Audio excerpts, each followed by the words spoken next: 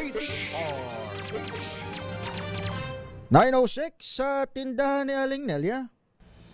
Kwentong dapat mong malaman. Kwento ni Juan de la Cruz sa araw-araw na balitaan. Mga muka sa likod ng headlines, pakinggan at kasangkutan. DZRH Stories, Pinoy Documentaries. Kasama sina Giselle Ricafort at Edniel Parrosa sa DZRH Radio, DZRH TV at DZRH Online. DZRH Stories. Isang tulog na lang kung kayo'y makatutulog pa. At tayo ho'y maghahalal ulit ng ating mga panibagong leader sa Desisyon 2025. Desisyon 2025, a DZRH Special Coverage.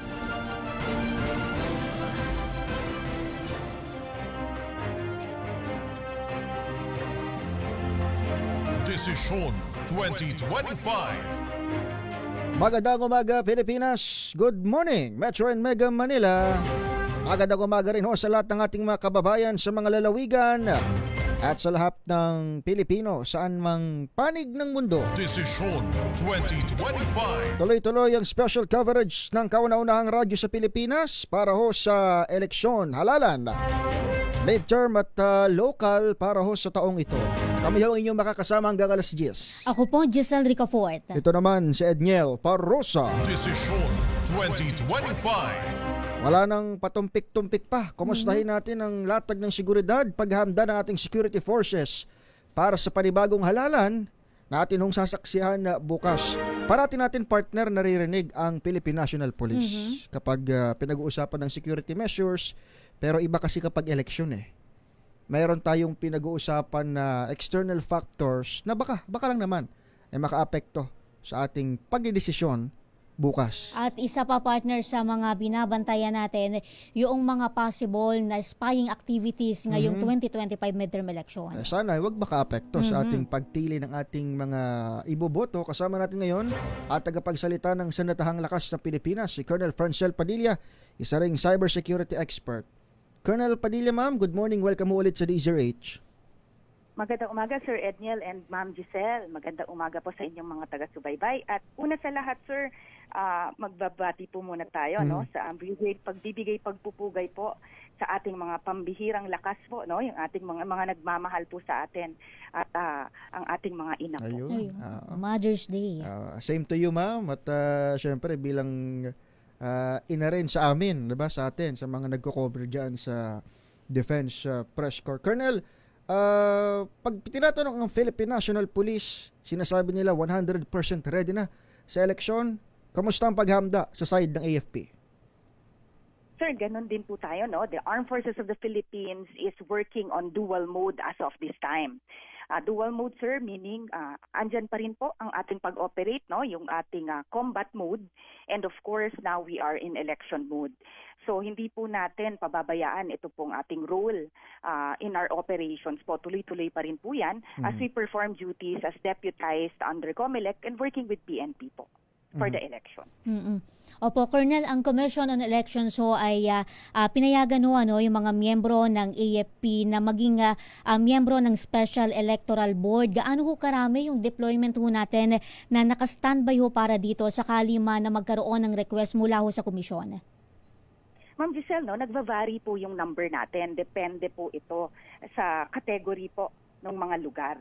So, eto nga, as we perform dual mode, ma'am, yung buong puwersa naman po ng Sandatahang Lakas ng Pilipinas, on standby po tayo for all of contingencies that are gonna come into play.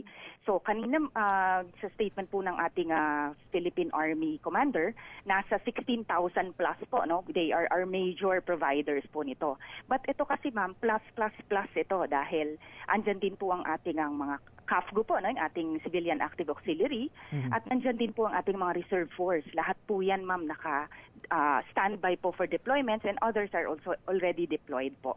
So dito ma'am, for any contingency measure po, the nearest AFP unit will come po to augment ito pong talagang nakadeploy natin on the day. Ma'am, maliban dito, syempre sa pinag-uusapan natin na pinakalatag ng seguridad within our country or within the nation, ay may mga ini-imply yung National Security Council at even on Friday sa closing ceremony ng Balikatan Partner, ang sabi ni Defense Secretary Gilbert Chodoro, obvious na may interest ang ibang bansa para sa election natin. Ayun na. Paano pinaghahandaan ito, ma'am, ng AFP given na tayo yung nakatoka sa external defense at may kakayahan ba tayong i-monitor itong mga ganitong klase ng pagtatangka kung mayroon man? Yes, sir, no. Ito pong ating preparation for our elections, no. Nandiyan din po yung ating cybersecurity and information operations that are happening. Lahat naman po ito as the role that we play, no. Closely po tayong coordinating with ito po sa ating DICT, sa NICA po, no, and other partners po to monitor potential cyber interferences both online and any disinformation campaigns po. Nakita po natin na ito po din ang isang focus ng ating bagong DICT secretary, no.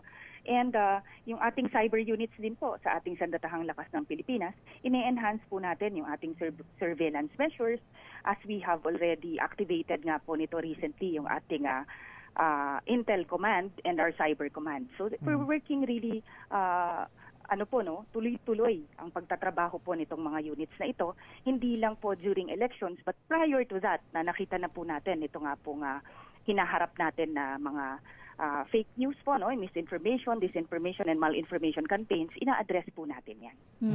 Colonel, given nga po itong mga pangamba, no, yung mga pinangangambahan na pangingialam sa eleksyon natin ng mga dayuhan, kumpara ho sa mga nakalipas ba na eleksyon, mas matindi ho yung naging paghahanda ho ngayon, yung preparasyon ho ng hanay? Ito ngayon, ma'am, kasi di ba, we have activated new units to really focus on this activities, ma'am.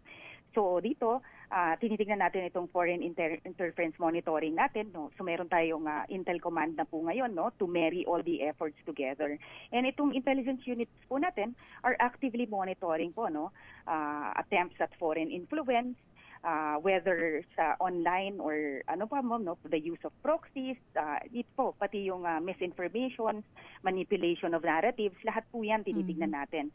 The AFP po, no, we also support ito pong transparency initiatives as we closely work with the DFA and other agencies po. So makita niyo po ngayon, talaga pong very intact itong grupo natin in terms of our transparency initiatives po.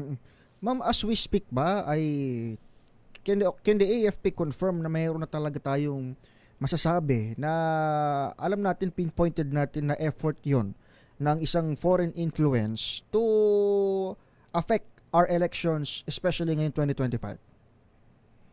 Sir, ito nga, no, nabanggit na rin po ito ng ating NSC. So sa lahat naman po ng iba't ibang mga pangyayari, basta po concerned ang national security, tinututukan po yan ng AFP. Pagka po meron pong nag-report sa atin, binibigyan po natin ito ng kaukulang atensyon. Binibigyan po natin ito ng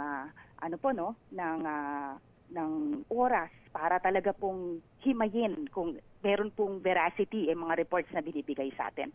So we do not let any stone unturned. Tinitignan po natin na itong mga malign influence, foreign influence, itong mga espionage activities, and we're working closely with different agencies to really put it out into the open, no, itong mga ganitong activities po. Ma'am, bago natin gagamitin kasi, partner, yung makina ng Miro systems. At syempre, kada may bago, may birth pains, may mga tanong tayong taong bayan. Ma'am, ikaw bilang cybersecurity expert, siguro baka lang naaral niyo na ho itong mga sistema natin ngayong automated elections.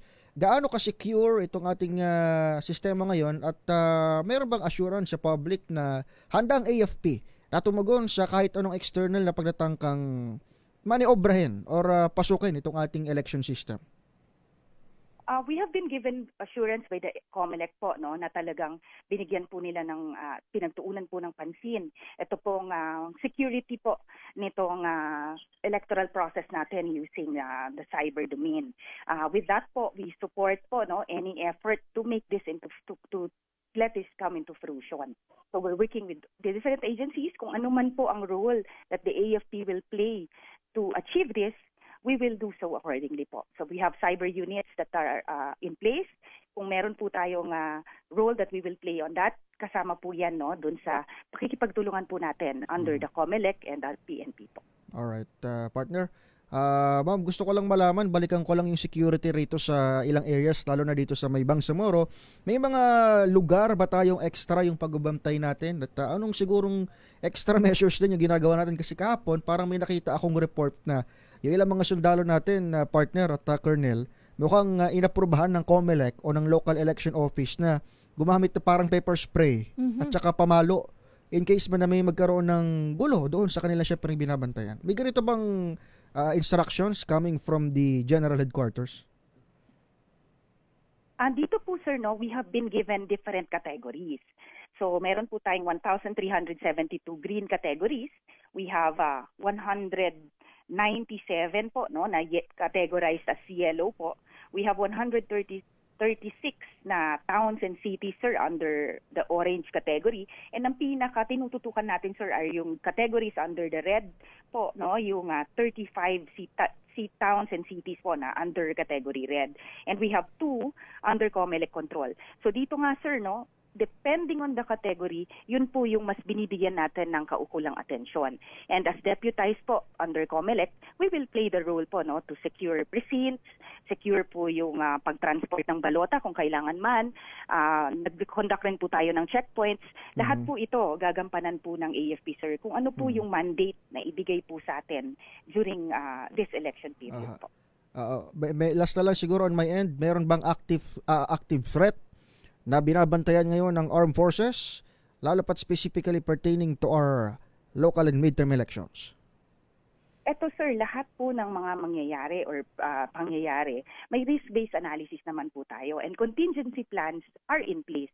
Kaya nga po kung ano man po yung any eventuality, sir, we are 100% prepared sa sandatahang lakas ng Pilipinas to address this, sir, come election day po tomorrow. But this is not just us, sir, Ine-enjoy po natin ang ating fellow Filipinos, sir, na maging mapanuri po tayo pag meron po tayong kahina-hinalang nakikita to report po to the nearest agency po, para matugunan natin. To our fellow Filipinos po, rest assured po that your Armed Forces of the Philippines is prepared. We are focused, non-partisan po kami, and committed po kami to defend the integrity of our democratic exercise, which is our elections po. Alright. Maraming salamat, ma'am, at ingat po kayo. At ang buong hanay ho ng AFP, inatasan ni PBBM to secure the elections. Good luck po sa atin bukas sa election day. Thank you, Colonel. Maraming salamat po and happy weekend po sa inyo. Ang tagapagsalita ng Armed Forces of the Philippines, si Colonel Francel Padilla. Desisyon 2025. Oras ho natin 9:19 ng umaga. Sunod na mga eksklusibong panayam para sa Desisyon 2025. A DZRH Special Coverage. Ito pa rin ho ang programang DZRH Stories. Ngayon hong Desisyon 2025 Special Coverage. Kami inyong kasama. Ako po, Giselle Ricafort. Ito naman si Edniel Parrosa. Desisyon 2025. Bago lamang mag-weekend ay nagpahayag ng kumpiyansa ang ilang mga election watchdog partners sa kahandaan ng COMELEC sa kabila ng paggamit natin ng bagong sistema o bagong ACMs. Itong vote counting machines mula sa Miro Systems ng South Korea. Dahil pasado rin daw sa final testing and sealing niya. Ayun, kanina, nakausap natin ang Armed Forces of the Philippines at sinabi ng kanilang tagapagsalita na si Colonel Francel Padilla na sa kabila nitong mga banta ng foreign influence, siniguro ng COMELEC sa ating AFP na silang bantay sa external defense na hindi basta-basta mapapasok itong sistemang ito ng COMELEC. Pero alam mo partner, maliban doon sa aparatus o sa makina mismo na maaring makaapekto sa halalan o siguro may trust issues lamang ang mga Pinoy, lumitaw sa isang forum kamakailan na kung mayroon man dapat alalahanin ang publiko sa 2025 elections, ito ay yung quality of votes. Ibig sabihin, magkaroon man ng dayaan or hindi, magkaroon man ng failure yung makina or hindi, ang mas nakababahala ay yung kalidad ng boto ng Pilipino. Parang nabili ba? Ganun ba yung binabanggit? May maraming factors Oo, tama yung binabanggit ito. Pwedeng nabili, pwede rin namang na-fake news. Kumbaga maraming factors na kaka-apekto doon sa pananaw ni Juan de la Cruz. Hindi lang pala yung quality ng boto yung pinoproblema, partner. Pati yung hindi lang pa ang gusto ko palang sabihin, hindi lang pala quality ng mga kumakandidato yung problema, kundi yung quality din ng mga magiging boto ng mga kababayan natin. Yes. Kaya alamin nga natin kung anong assessment dito ng grupong Kontradaya. Kasama natin ngayon sa ating linya ang isa sa kanilang convener, si Dr. Mike Pante. Dr. Mike, welcome mo sa DZRH. Good morning ho. Good morning, sir. Magandang umaga po. Magandang umaga sa inyong lahat, sa mga tagapakinig ng DZRH. Apo, sir, pinag-uusapan namin na maraming factors na pwedeng maka-apekto sa botohan. Lagi naman ho yan, every 3 years. Pero anong basa ng Kontradaya ngayong taon? Kamusta yung ating preparasyon sa halalan at mayroon bang mga pangamba sa magiging resulta ng boto, lalo na sa quality of votes? Oo, maganda nga yung punto na nabanggit na hindi dapat nakatutok lamang doon sa pagsiguro doon sa kalidad ng boto sa mismong araw ng halalan. Bagamat importante yun, hindi natin isinasantabihan, kailangan nating bantayan yung mga technical na aspekto ng automated election system natin. Pero sa kabilang banda, kami halimbawa sa Kontradaya, binibigyan talaga namin ng diin yung preparasyon months before or even years before magkaroon ng election, sapagkat doon pa lamang nagsisimula na yung matatawag nating dayaan. Hindi natin po pwedeng ikulong yung definisyon ng electoral fraud doon sa pagbili ng boto the day before o yung pagpapalit ng mga balota sa mismong araw ng eleksyon. Oo, forma ng pandaraya yan, pero mas nakababahalang forma ng pandaraya yung halimbawa disinformasyon na nangyayari taon pa man bago ang eleksyon. O di kaya yung mga nangyaring paggamit ng mga resources ng pamahalaan para magmukhang maganda yung mukha ng incumbent na tatakbo for re-election. Yun yung nakikita namin na mahalagang bantayan din sa hanay namin sa Kontradaya, and therefore because of this, at nakikita naman namin yan sa aming mga on-ground at online reports, nakababahala na ang dami pa rin, naglilipa na pa rin yung ganitong klaseng mga forma na matatawag pa rin nating electoral fraud sa ating kasalukuyang 2025 elections. Sir, ang binabanggit ho ng atin hong mga international observers, habang papalapit yung halalan, ilang araw na nga lang, ay lalong dumarami daw yung mga insidente ng vote buying at ng iba pang mga ginagawa, taktika kumbaga, ng mga kandidato. Ganyan din ho ba yung inyong obserbasyon ngayong besperasyon ng halalan?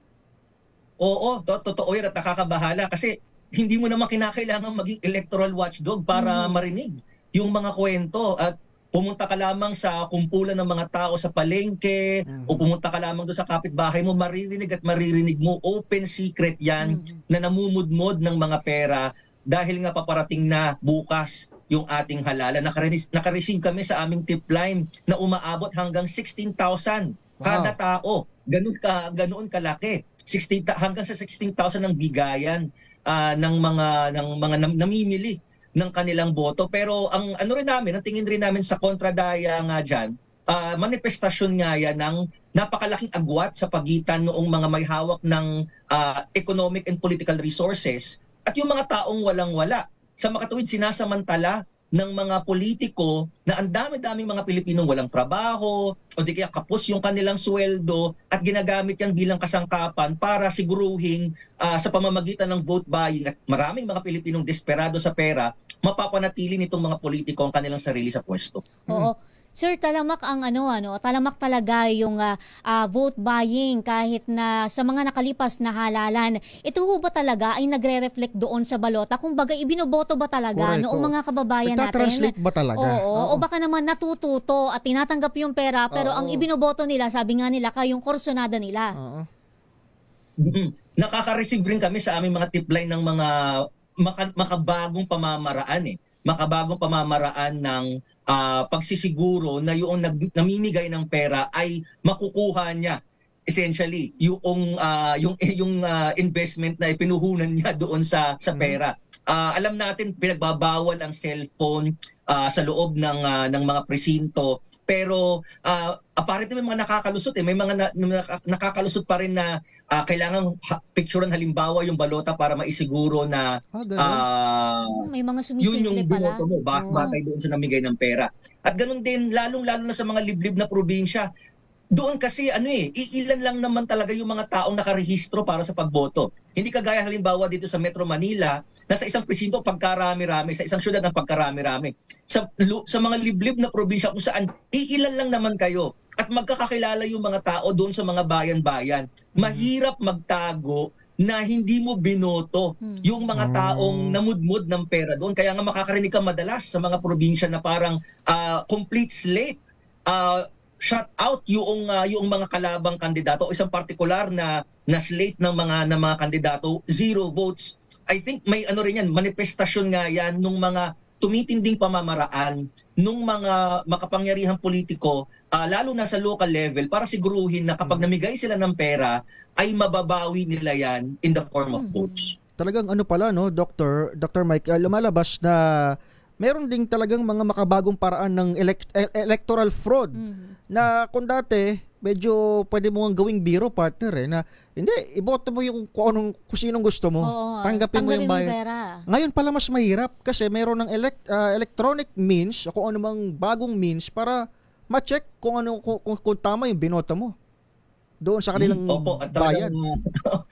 Mahirap rin talaga na yung parang sasabihin mo na tanggap ka lang ng pera, pero wag mong iboboto yung taong namimigay ng pera. Kasi meron ding mga politiko na aware din sila sa ganung klaseng sistema, kung kaya ang ginagawa nila, bibigyan kanila ng pera, pero dahil alam nila na ang gusto mong iboto ay yung oposisyon o yung kalaban, bibigyan ka ng pera para wag bumoto. At tingin ko mas nakakatakot yun Kasi kapag nakita nila na hindi ka bumoto, madaling ma-figure o madaling ma-certify nung namimili ng boto na hindi ka bumoto At pamamaraan nila yun para manakot essentially. Dahil kung alam nila kung saan ka nakatira, alam nila na inabutan ka namin ng pera, nakakabahala na ako bilang isang botante, sinabihan na ako na wag bumoto, binigyan pa ako ng pera na wag bumoto, anong gagawin ko?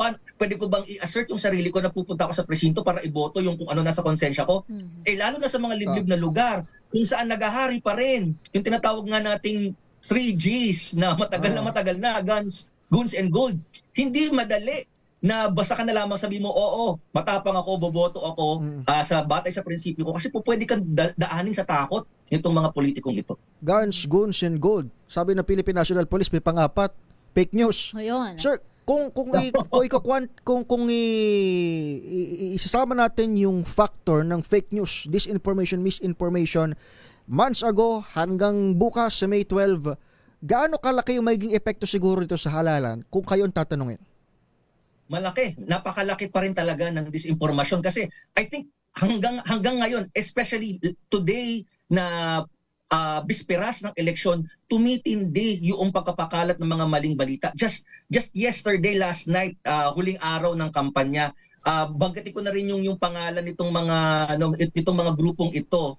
Halimbawa, nakatanggap tayo ng report at inireport naman ng COMELEC yan. Mismong COMELEC ay naglabas ng announcement na may mga nagpapakalat ng news na disqualified na raw yung party list na Bayan Muna. At umiikot yan all around social media to the point na maghahating gabi na kagabi na naglabas yung COMELEC na official announcement, hindi po iyan totoo. Wala po tayong dinidisqualify na ganitong particular na party list. Pero tingin ko, inaasahan namin ngayong araw, maging hanggang bukas umaga, titindi pa yan, lalalayan, yung mga nagsabing disqualified ito, disqualified this. Kasi from the previous elections, nakita na nating nakita na nating nag-operate yung gantong mga last minute disinformation campaign. Sir, disclaimer sa ating publiko. Ito dinidiscuss namin not to scare people.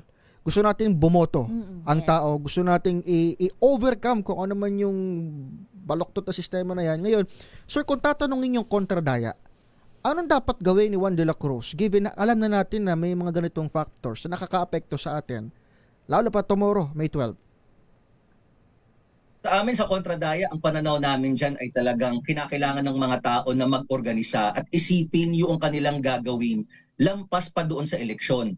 Alam natin na mahalaga ang halalan kasi ito yung araw na itinakda every 3 years or every 6 years para sa pampanguluhang eleksyon na meron tayong pakakataon na baguhin kung sino man yung mga leader natin na nandyan, nakaupo sa pwesto. Pero mahalaga rin kasi na in between those 3 years, aktibo tayong nakikilahok, aktibo tayong nag-oorganisa kasi yun na nga, iginigiit namin sa Kontradaya na yung mga pandarayang ito, nangyayari yan years before the elections. Ngayon bumoboto tayo ng 2025, ngayon pa lang nagsisimula na yung mga makinarya para sa paparating na 2028 presidential election. So anong gagawin? Hindi ka po pwedeng maghanda lamang every election season. Kinakailangang magkampanya ka, tuwing may nakikita tayong hindi magandang paggamit ng resources ng gobyerno, i-point out ka agad yan. Bumuo tayo ng mga grupo, magsagawa ng mga kampanya kapag nakita natin na yung kaban ng bayan ay ginagamit hindi para sa intended purposes,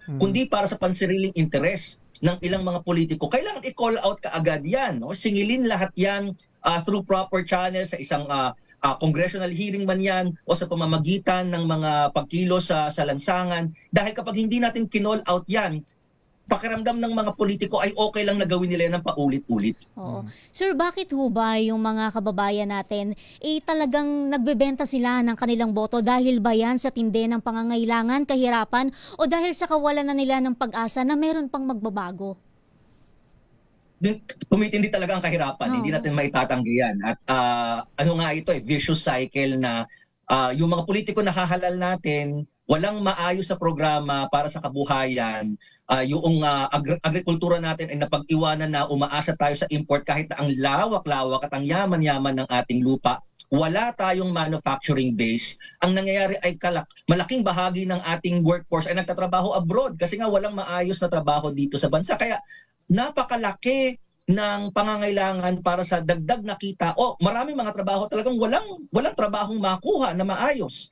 Kaya itong desperasyon na ito ay nagluluwal ng isang sistema na kakapit na lamang sa patalim yung mga tao at iboboto nila yung mga nakikita nilang namimigay sa kanila ng panandaliang ayuda at hindi ko rin sila masisisi na tignan nga itong mga politikong ito na positibo kasi kailangan talaga nila ng panandaliang ayuda pero sabi ko nga vicious cycle. So meron kang mga politikong sinasamantala yung kahirapang ito, sila yung nakahalal kasi sila nga yung nakakakuha ng ganansya sa ganitong klaseng sistema. Tapos ang ending, itong mga politikong ito rin yung magbibigay, magpapatupad ng mga polisiya na lalong nagpapahirap sa ating bansa na import tayo ng import ng mga produktong agrikultural, wala tayong kahit na anumang industrial base, kulang ang trabaho, walang maayos na sweldo, at balik na naman doon sa sitwasyon kung saan si Juan de la Cruz o si Juana de la Cruz ay wala talagang maayos na trabaho at walang maayos na sahod. Oo. Sir, may sinasabi yung mga yung ilang mga political analyst na talagang yung mga kandidato natin ngayon, particular yung mga tumatakbo sa senatorial race ay bumaba daw talaga yung kalidad. Bakit kaya? Yun ba na talagang kumbaga ay anong tawag dito? Yung mga pasok doon sa mga criteria talaga, yung matataas, yung quality, ay pinanghinaan ba sila ng loob na tumakbo na dahil sa kasalukuyang sistema natin? Siguro, pinanghinaan na ng loob yung iba. Pero sa aking palagay, meron pa rin naman mga nagpupursigi na ituloy yung laban kahit nasabihin natin uphill battle ito. May mga progresibo rin naman na tumatakbo sa eleksyon pero hindi rin maitatanggi na talagang bumaba yung kalidad ng mga kandidato at napupuna rin yan ng marami. Lalo na at napapansin natin may mga tumatakbo na ayaw nga magsabi ng kanilang plataforma. Pag tinatanong ng media, halimbawa, parang nagagalit pa sa media na bakit ako tinatanong tungkol sa plataforma pero hindi ba dapat iyan yung numero unang hinihingi sa kahit na sinong tumatakbo? Ano ang iyong panukalang batas? Kung ikaw ay tumatakbo bilang senador at wala ka man lamang maibigay na malinaw na isang panukalang batas na bibit-bitin mo the moment ikaw ay maupo sa Senado, abay nakakabahala naman talaga iyan.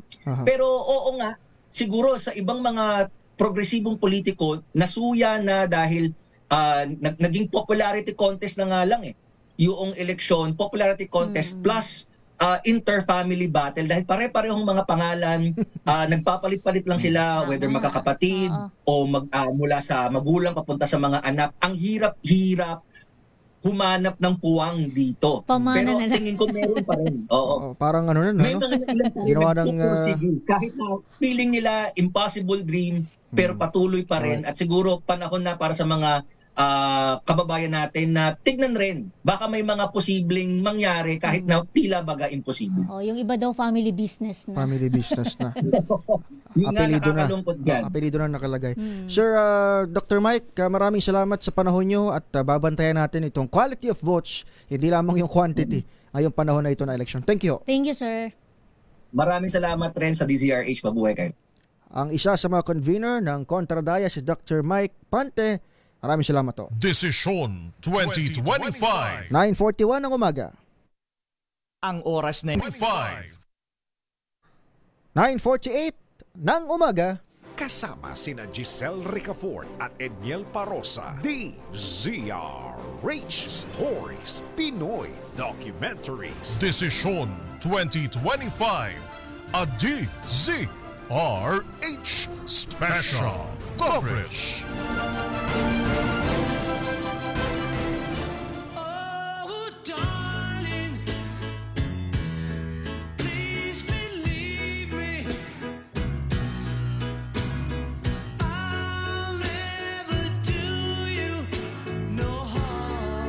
Tapos na ang panahon ng kampanya. Uy, wala na dapat. Wala na dapat nagpapangiti at nagpapakilig sa'yo sa inyong mga naririnig na mga pangako. Yung mga tarpaulin ng mga politiko, kailangan simulan ng baklasin yan. May 5 araw, hindi ba? So, simula na dapat ngayon. Ano ba?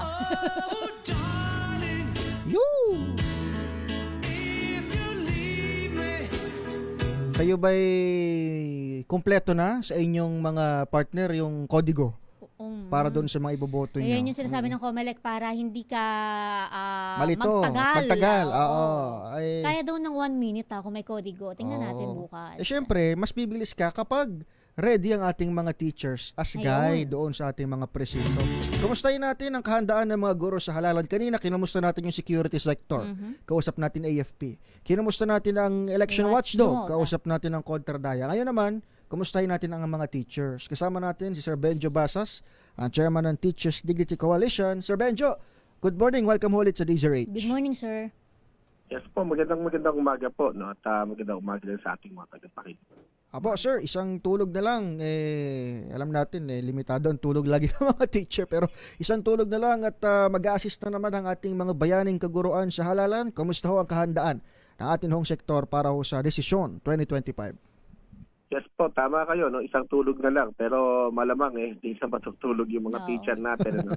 Dahil as early as 4 o'clock, dapat po ay nasa mga presinto na at naghahanda. No? Dahil may early voting po tayo na 5 o'clock, no? So ganyan po, no. But nevertheless, tanong kung nakahanda na ba yung mga guro natin? Of course, no. Nakahanda na po ang ating mga guro, no. At noon pa pong mga nakaraang buwan ay nagkaroon na ng mga training, no, ang COMELEC, no. At nitong nakalipas na 2 weeks, no, ay nagkaroon na po tayo ng final testing and sealing ng ating mga ACMs at ito ay gwardyado na, no, sa ating mga paaralan. Naghihintay na lamang po ito, no, ng pagpasok po nung ating botohan, no, sa araw po ng bukas. Sir Benjo, wala naman po ba tayong mga guro na umatras sa pagsisilbi sa eleksyon bukas? So far po, wala pa naman kami natatanggap na ulat, no, at nagmo-monitor din naman po tayo, no, sa buong bansa, no. And in fact, no, yang tama po yung tanong ninyo, ma'am, no, kasi meron po tayong monitoring na gagawin, ano? Meron po kaming election hotline, ano? Lahat po ng mga incidents, no, na sa tingin ng ating mga kapatid na guro and even ng mga botante ay tinatanggap po namin dito sa amin, ano? Meron kaming mga Google Forms, no? Meron po kaming mga text, no? Phone number, hotline, ano po? Meron din po kaming mga email addresses, no? na pwede po nilang gamitin para magulat, no. Kasama po namin dito yung LENTE, no, yung Legal Network for Truthful Elections, no. At ginagawa namin ito, kung hindi ako nagkakamali, since 2007 po, no, ay meron na po kaming partnership with LENTE, no, for this election monitoring, no, doon sa lalong-lalo na sa ating mga guro. Sir, ngayong taon, mukhang tingin ko, sabi ng PNP partner, bumaba o nabawasan yung mga areas of concern. Tapos, well, mayroon pa rin naman tayong mga binabantiyang areas such as dyan sa Bangsamoro and sa Abra. Kumusta, sir, yung kaguruan natin dyan? Meron ba tayo mga extra measures to support these people, sir? Well, tuloy-tuloy lang naman po, no, yung ating coordination, ano, sa security sector din, ano po. And of course, sa COMELEC, no, ang COMELEC po ay napakabukas, no, ngayong mga panahon na ito, no. Kaya if ever po na meron kaming mababalita at may papasok sa aming report, no, yan po ay agad naming mako-coordinate at may ulat, no, dito sa atin pong especially sa Commission on Elections, dahil lahat, no, everything, no, parang ay nasa COMELEC po, no, ngayong mga panahon po nito. And hopefully wala pong mangyaring hindi maganda, no, sa panahon ng ating eleksyon, no. And if ever, no, well, ito naman ay sukdulan, no, kung sakali, di ba, yung mga guro natin, ano, ay tingin nila, no, doon sa kanilang pag-upo ay malalagay sa alanganin ng kanilang kaligtasan or even yung buhay, no, ay maaari naman po, no, tumanggi, no. Hindi naman natin maaaring pilitin yung ating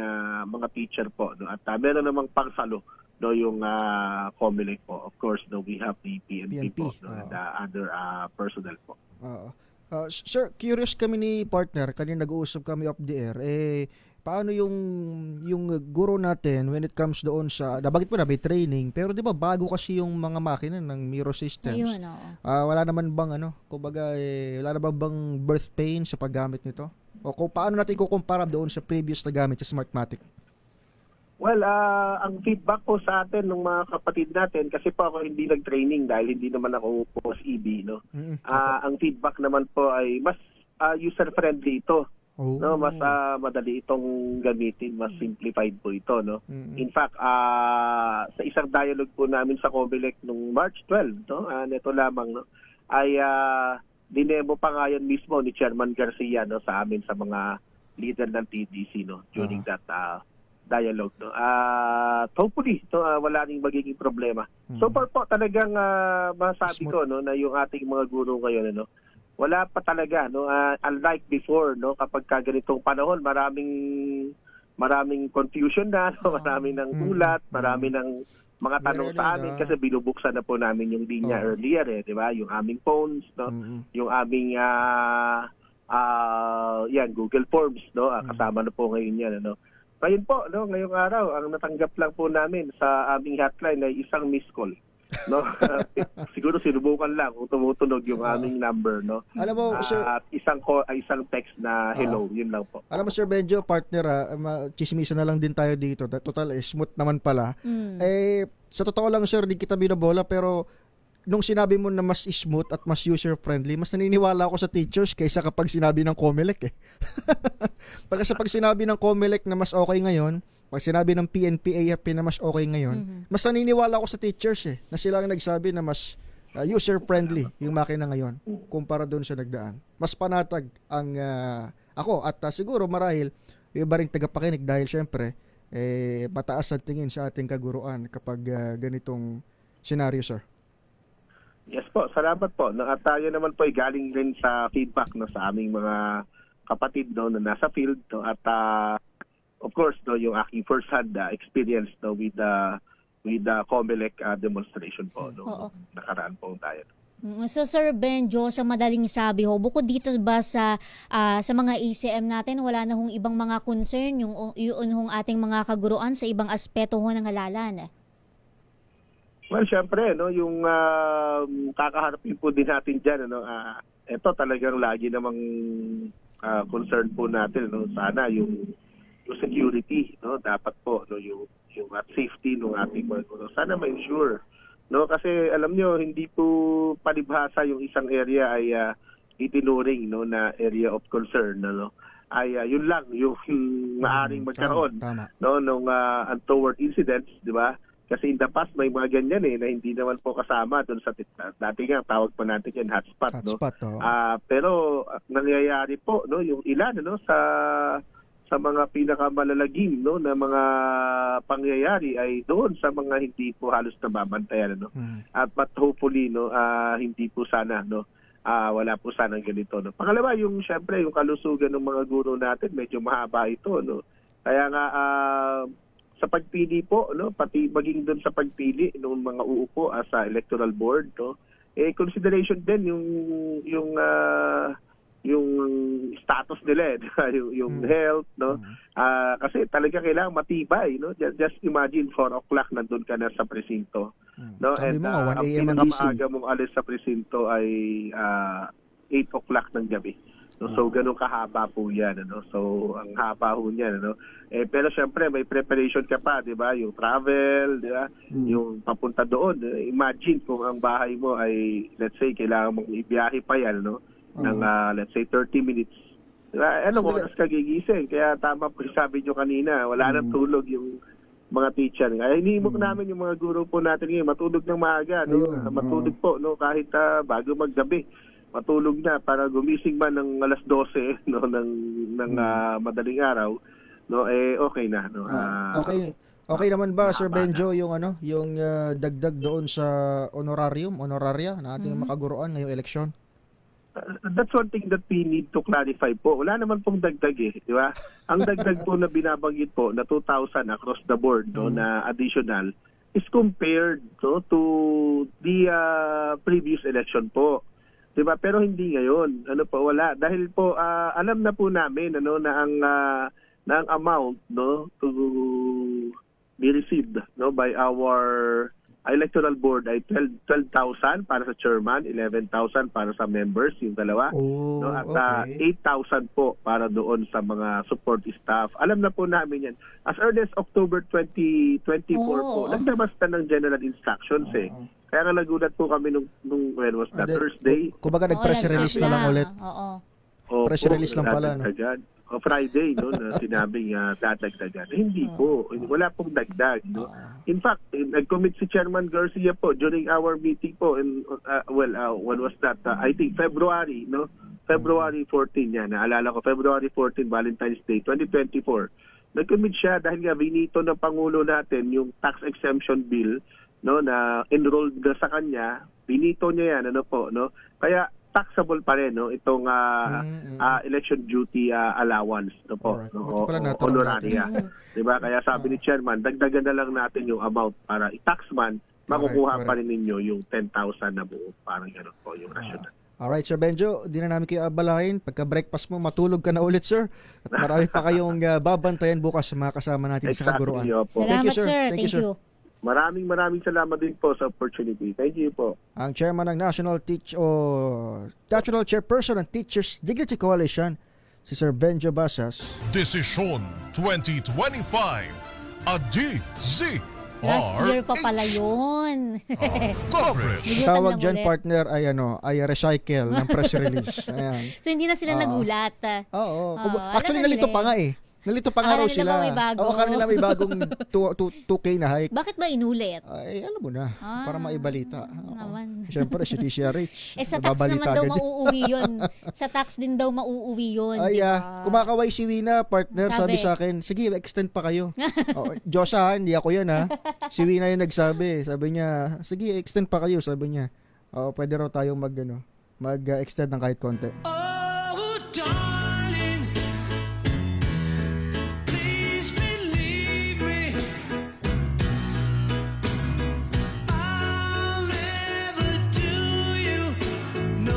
Bago lang tayo magpaalam, partner, basa lang tayo ng kapirasong mga sumama sa atin sa programa. Ano sabi sa ating Facebook, si Alvin De Torres, nakatutok sa Binyan, Laguna.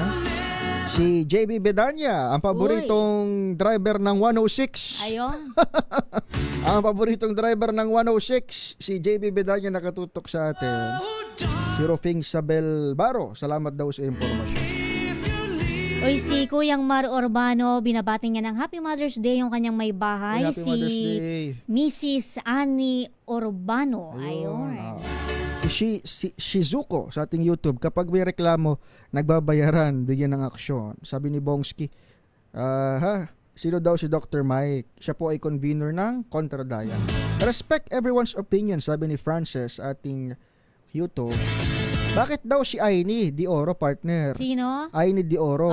Matagal nang naboto, wala naman daw nang babayad sa kanya. Gusto mabayaran. Ay, Happy Mother's Day very timing na Mother's Day ngayon.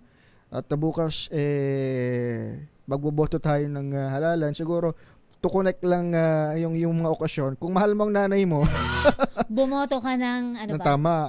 At kung ikaw ay ina at mahal mo ang iyong mga anak, para sa kanila kinabukasan, wag kang magpadala sa matatamis na pangako lang. Huwag kang magpapabayad. Ayan. Alam mo, partner, may nakakausap ako. Hindi, kung nanay ka na, magpabayad ka na. Para tulong dun sa anak mo. Biro lang ha. May nakakausap ako na mga yung may mga kakilala din siya na nakatanggap ng bayad.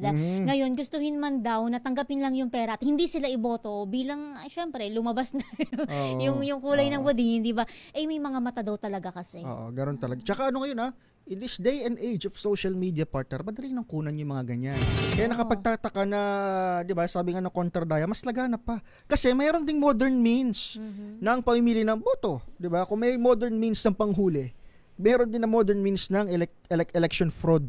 Sabi ka rin ng Contradaya. Alam nyo ho, ang isipin nyo na lang, kung natatakot kayo dun sa mga mata ng mga bumili ng boto sa inyo sa mga presinto, huwag nyo na lang ibenta yung boto ninyo.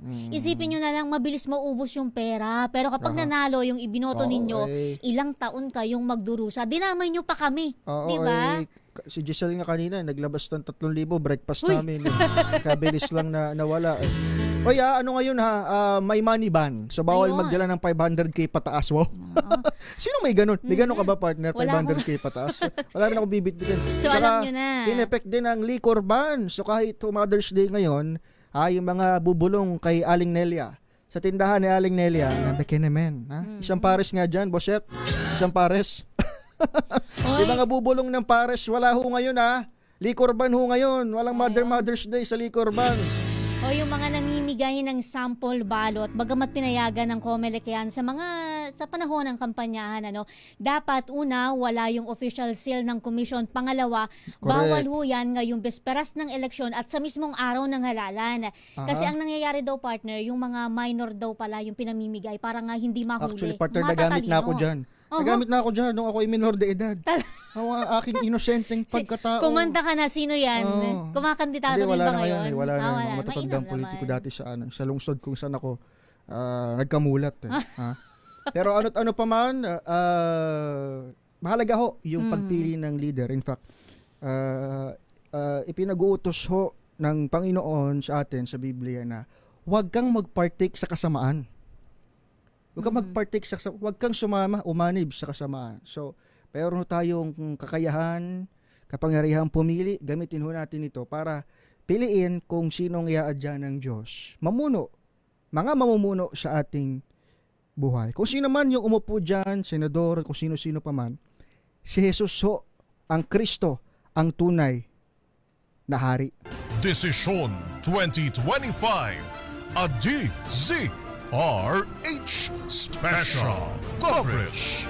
Tuloy-tuloy ang special coverage ng DZRH para sa Desisyon 2025. Kami ang inyong nakasama. Ako po, Giselle Ricafort. Ito naman si Edniel Parrosa. Susunod na sina Chosa ng Bayan. At ang Perlas ng Silangan. Perlas ng radyo. Perlas ng radyo. Hindi pa naman natatabunan ni Wina Pearl ang inang Pilipinas. 10:06 na umaga. This time check is brought...